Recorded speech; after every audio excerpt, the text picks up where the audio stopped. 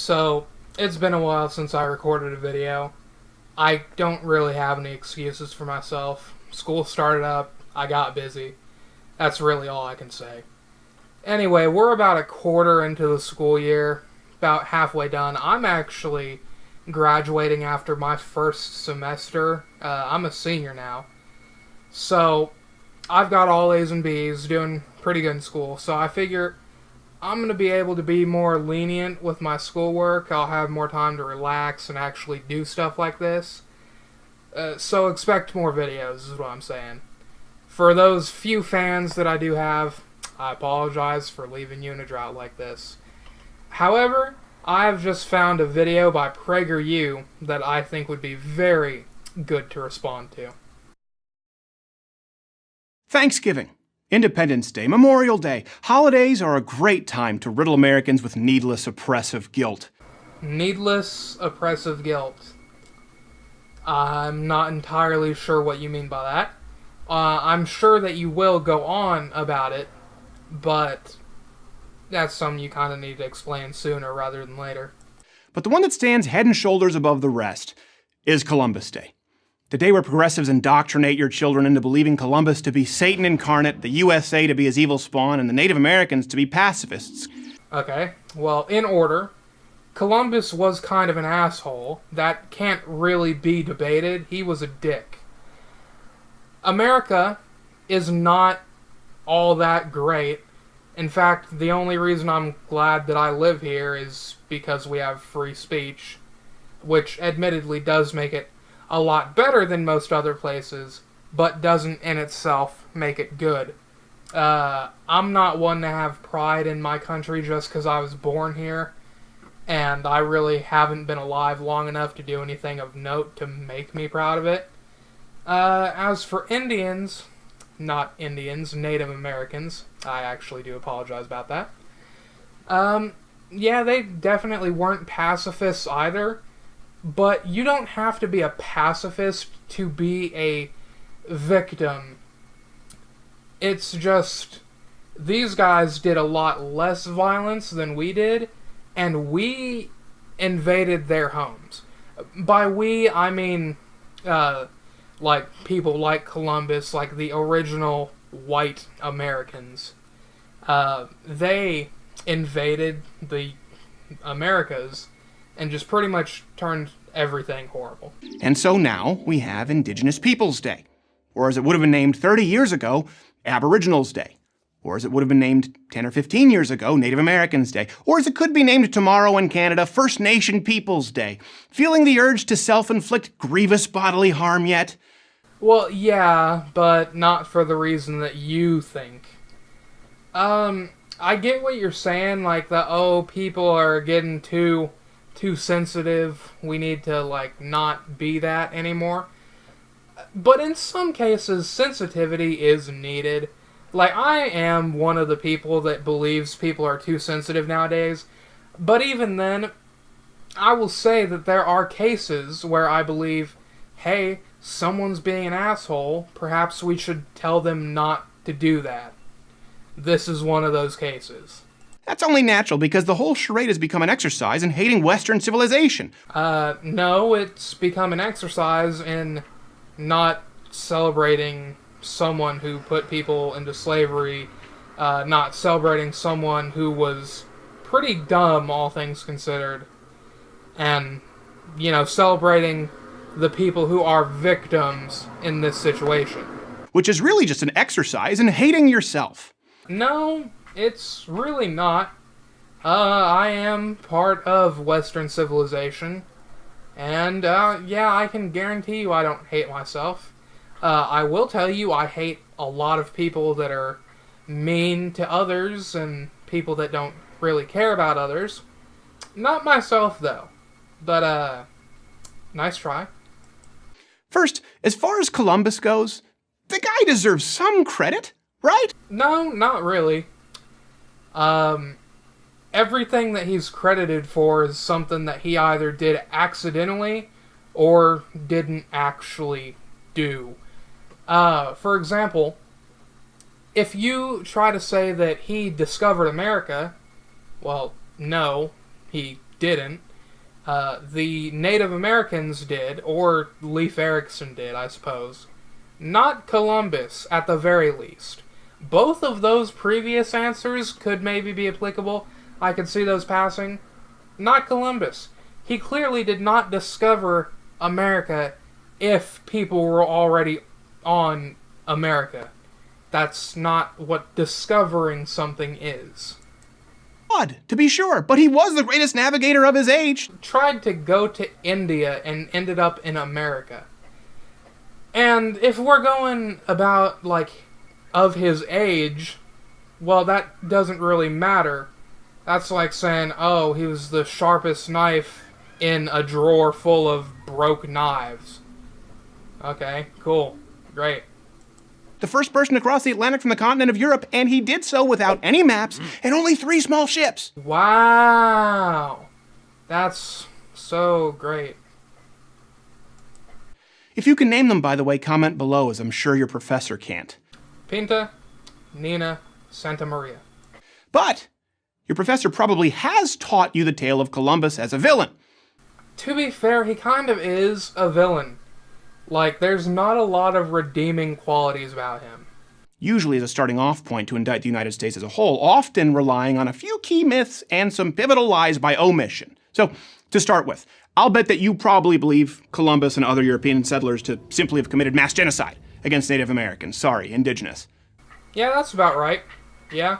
But here's the truth. While there were many examples of brutal warfare between Europeans and Native Americans, neither side actually committed genocide. In fact, there was never an outright policy of Indian extermination. Wow, there was never a policy about it. That doesn't mean that they didn't do it. It just means there's not a policy, you dumbass.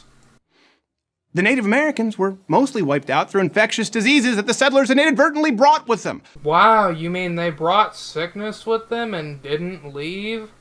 Whoa, it's almost as if they didn't care about the Native Americans. That's crazy. Ah. Of the estimated 250,000 natives in Hispaniola, Columbus's first stop in the Americas in 1492, new infectious diseases wiped out a staggering 95% of their population by 1517. As far as genocide by violence, you can look at any historical account of even the most one-sided battles and find that they were still just that. Battles! Yeah, battles! It's almost as if when someone starts shooting at you and they take like a minute to reload their gun, you're gonna try to fight back. Wow. No, really. You're gonna try to fight back when you're getting attacked? That's insane. Why would you do that? It's almost as if you actually, care about living. Take Wounded Knee, although hundreds of years later I only bring it up because I know that if I don't, you will. It's become ubiquitous with the idea of Native American genocide. After all, there were 150 to 350 Aboriginals killed or wounded. That's terrible. But there were also 25 American soldiers killed and 39 wounded. That's not genocide. Just because they were able to put up a small fight does not mean that these people were in battle. Well, it does mean that they're in battle, but these people are still victims in this situation. If someone starts attacking your group of people, kills 150 to 300 of you, I believe is what you said, and you somehow end up killing 25 of them and wounding 39 of them, you are still the one that was attacked. That's a one-sided beatdown with Old Glory wielding the hammer.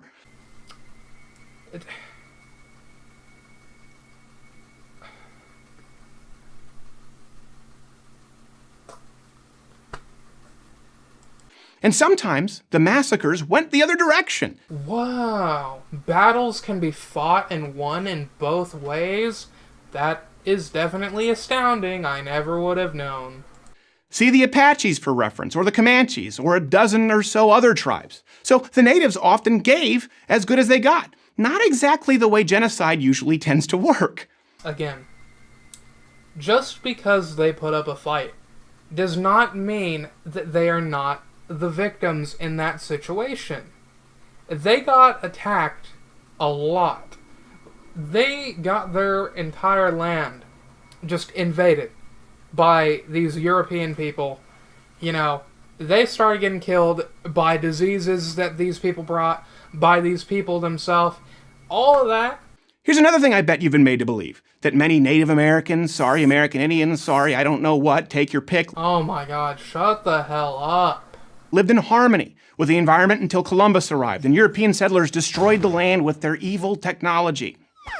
Truth, not only did the natives brutally take out people, but they took out entire forests and hunted species to extinction. They killed other tribes because they did not get along with each other all the time, as races generally tend to do. You don't get along with all the people of your race just because you are that race. Don't know or care about the forest. And in regards to hunting people, in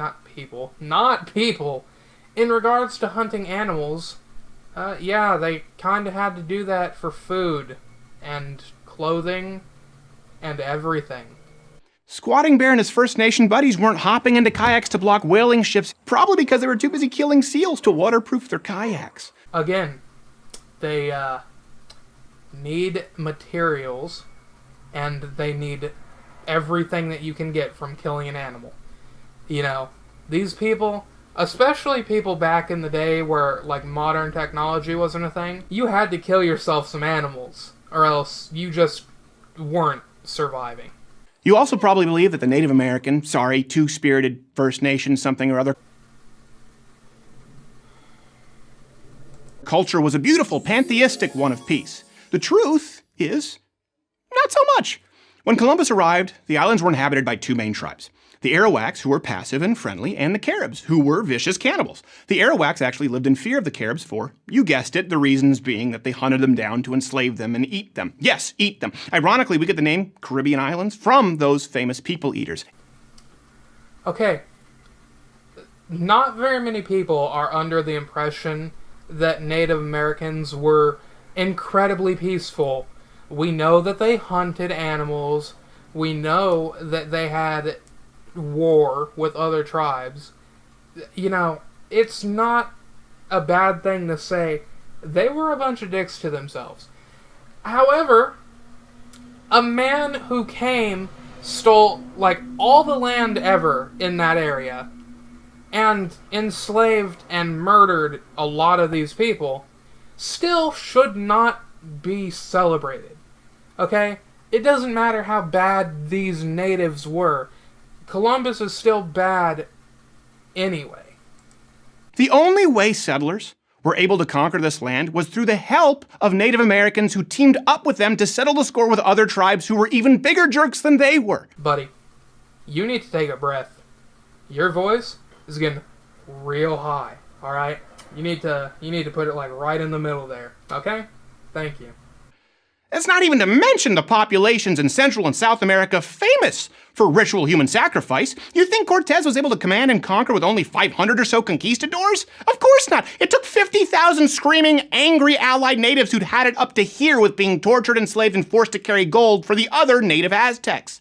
At some point, they decided to roll the dice and go with the guys sporting funny beards and metal hats. None of this is to say that the early settlers were perfect. No, that's actually pretty much what they are saying. Or else these people wouldn't be getting celebrated.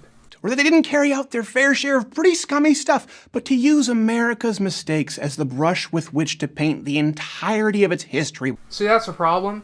This whole thing with the natives was not at all America's only mistake. In fact, America has been having mistakes ever since it was founded.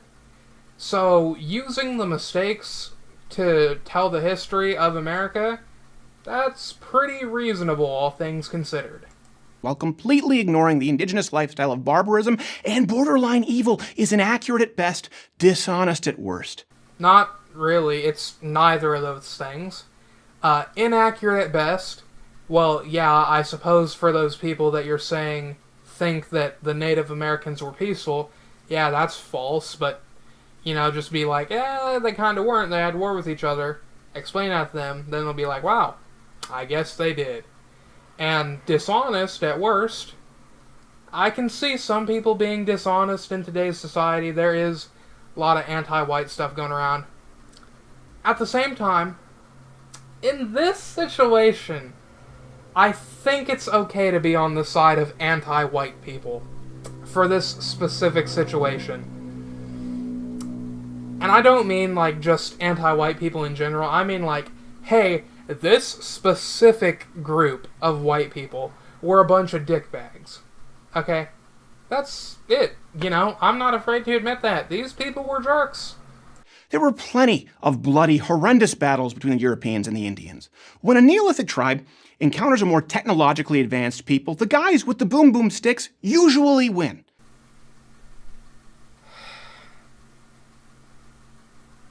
You're completely correct. However, that doesn't necessarily mean that the guys with the boom-boom sticks are automatically right. It just means they have more firepower. Columbus is not the issue here and never was. No, I'm pretty sure he was and is.